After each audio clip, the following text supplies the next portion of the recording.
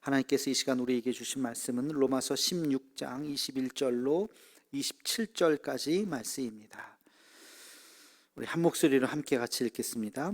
나의 동역자 디모데와 나의 친척 누기오와 야손과 소시바더가 너희에게 문안하느니라. 이 편지를 기록하는 나 더디오도 주 안에서 너희에게 문안하노라.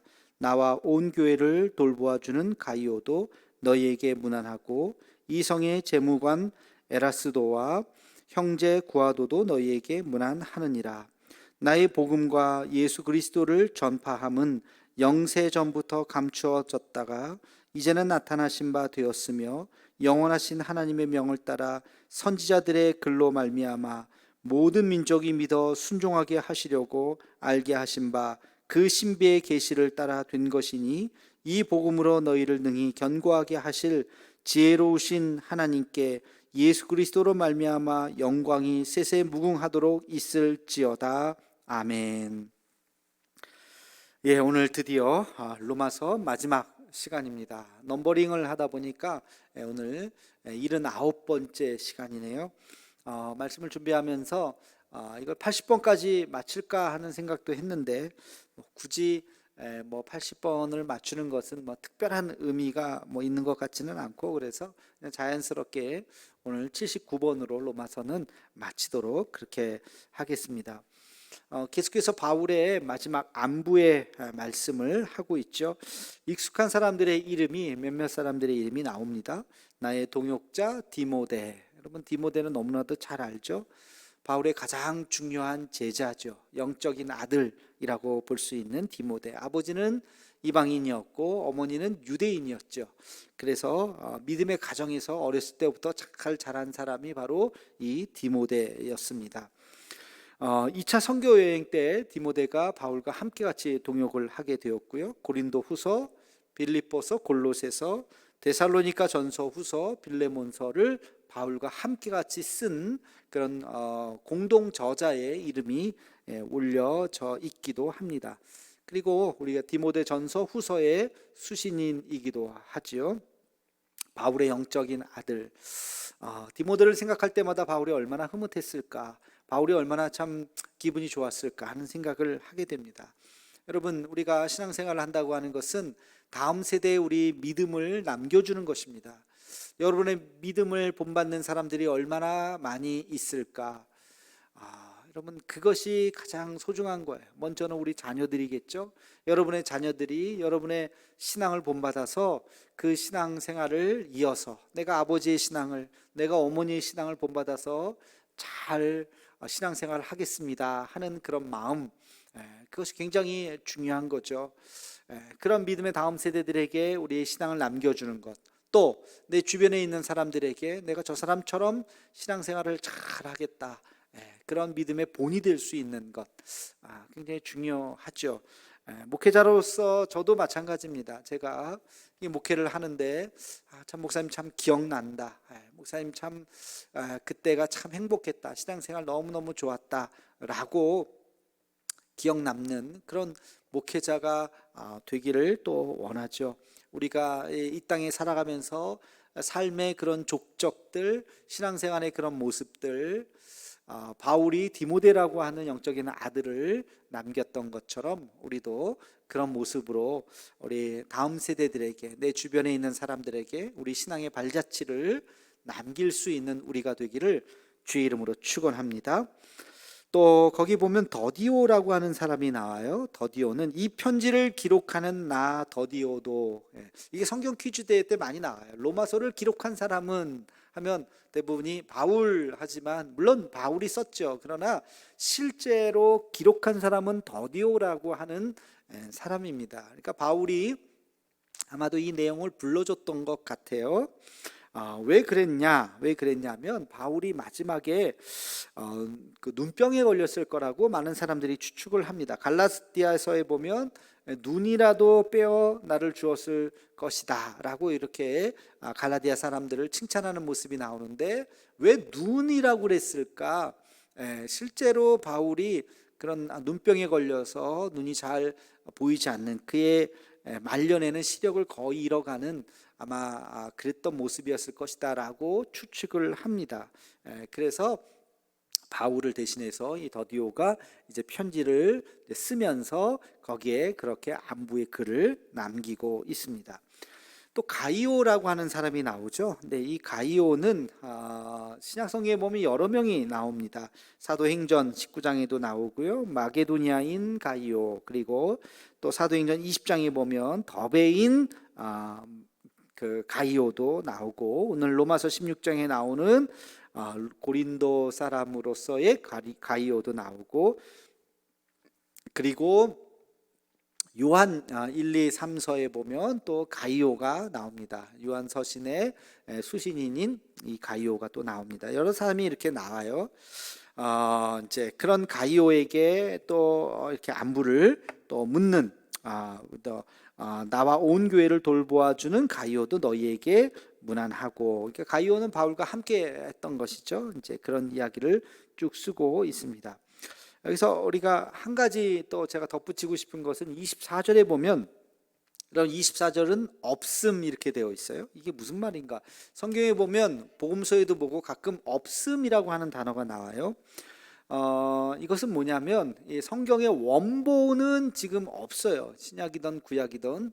그러면 어떤 성경만 있냐면 그 원본을 서로 이렇게 베껴서 쓴 사본이라 그러는데, 그 사본들이 남겨져 있는데 이 사본과 이 사본 중에 어떤 사본이 더 오리지널에 가까우냐, 더 먼저 쓰여졌느냐, 이것을 가려내는 것은 쉽지 않습니다. 여러분, 복사를 이렇게 했는데 어느 복사가 먼저 됐는지 그걸 어떻게 알아요? 그렇죠?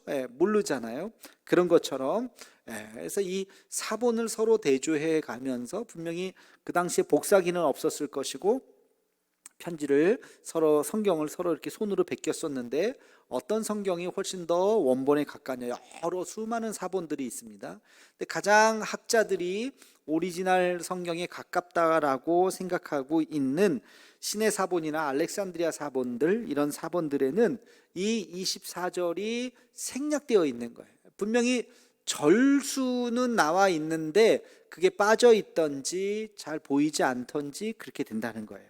그래서 이 베자 사본이나 보엘레리안 사본 같은 후대 사본에는 이 24절 구절이 나와 있습니다. 그래서 이제 어떤 이제 각주나 이런 데 보면 우리 주 예수 그리스도의 은혜가 너희 모든 이에게 있을지어다 아멘이라고 하는 이 구절이 24절의 구절일 것이다라고 이제 학자들이 추측해서 올려놓지만, 보다 더 오리지널 사본에서는 없기 때문에 그냥 없음이라고 이것이 되어 있죠.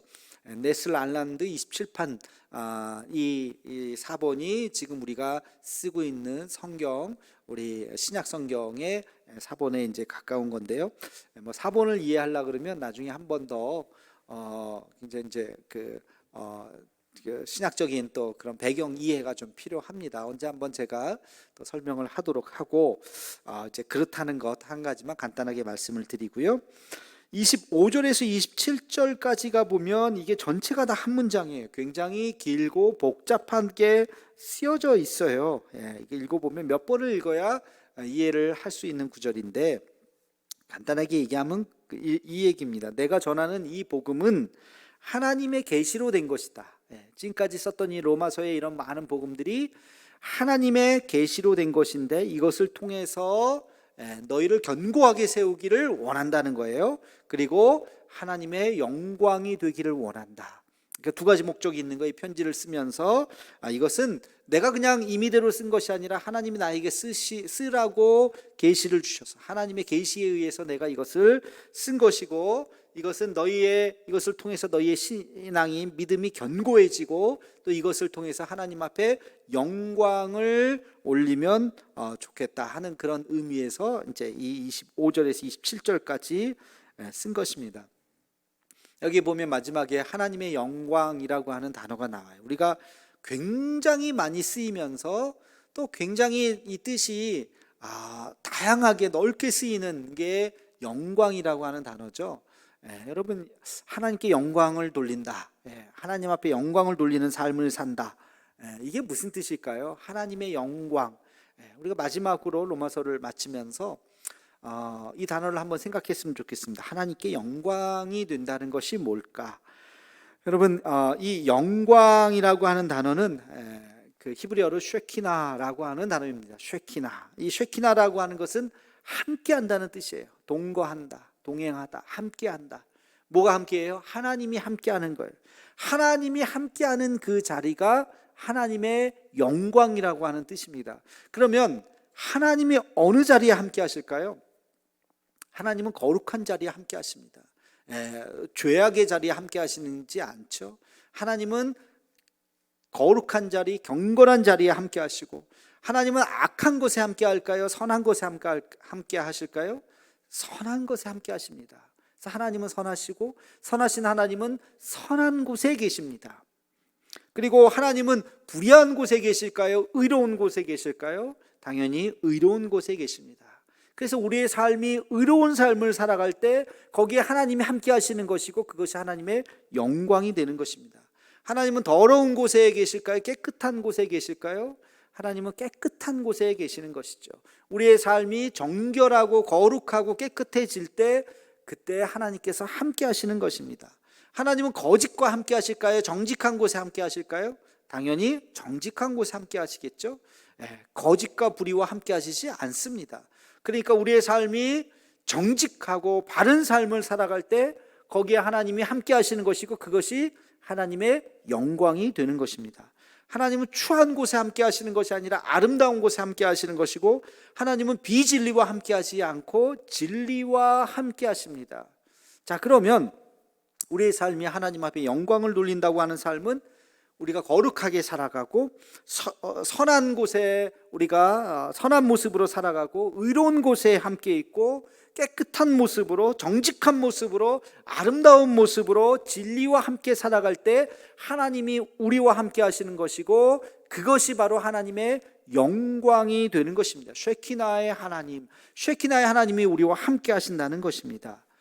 그러니까 그것이 영광의 삶이에요. 이제 하나님 앞에 영광을 돌린다는 삶의 의미를 알겠죠? 우리는 정직하고 거룩하고 바른 그런 모습으로, 의로운 모습으로 우리의 삶이 그렇게 드러날 때 거기에 하나님의 거룩한 영광이 빛나게 되는 것입니다. 로마서의 결론은 우리의 삶이 하나님의 영광이 되는 삶을 살라 하는 것입니다. 여러분, 로마서를 이렇게 마치면서 우리의 남은 인생이 하나님 앞에 영광이 되었으면 좋겠습니다. 이 코로나로 인해서 우리가 이렇게 비대면으로 참 어려운 상황을 살아가고 있지만, 결국엔 우리의 삶의 이 자리도 하나님의 영광이 되고, 하나님이 우리와 함께 하시는 정직하고 거룩하고 바른 모습으로 우리가 신앙생활을 할 때 하나님이 우리와 함께 하시고, 우리와 함께 하시는 그 자리가 쉐키나의 임재의 하나님, 하나님이 우리와 함께 하시는 그 영광의 순간이 되기를 주님의 이름으로 축원합니다. 로마서는 오늘 이렇게 마쳤고요. 내일부터 이번 주는 우리 부목사님들이 창세기의 말씀이 계속 이어질 것입니다. 그리고 다음 주부터는 아침 묵상을 이제는 고린도전서 묵상으로 계속 이어가도록 그렇게 하도록 하겠습니다. 영상 예배 계속 다음 주까지 아마 하게 될 것 같고요. 그리고 이제 특세가 이어지고요. 그 이후에는 이제 우리 그 대면 예배로 새벽 예배 오실 수 있는 분들은 계속해서 제가 고린도전서 말씀을 이어가도록 그렇게 하겠습니다. 기도하겠습니다. 거룩하신 아버지 하나님, 로마서 이제 79회를 마지막으로 이렇게 마치게 되었습니다. 한 구절 한 구절을 묵상하며 또 생각하며 하나님, 우리에게 또 수많은 깨달음을 주심을 감사합니다. 마지막 오늘 말씀을 통해서 하나님의 영광의 삶을 살아가는 주의 영광의 삶이 되는 우리들의 모습이 되게 하여 주시옵소서. 하나님, 우리의 남은 인생, 그리고 코로나로 인해서 여전히 힘들지만 그러나 하나님을 벗어난 인생이 아니라 주와 동행하는, 하나님께서 동행하시는 아름다운 영광된 삶을 살아갈 수 있도록 하나님 인도하여 주시옵소서. 계속되는 우리 새벽 예배의 말씀을 늘 묵상하게 도와주시고 늘 말씀 가운데 거하시는 주님을 바라보는 우리가 되게 하여 주시옵소서. 예수님의 이름으로 기도하옵나이다. 아멘.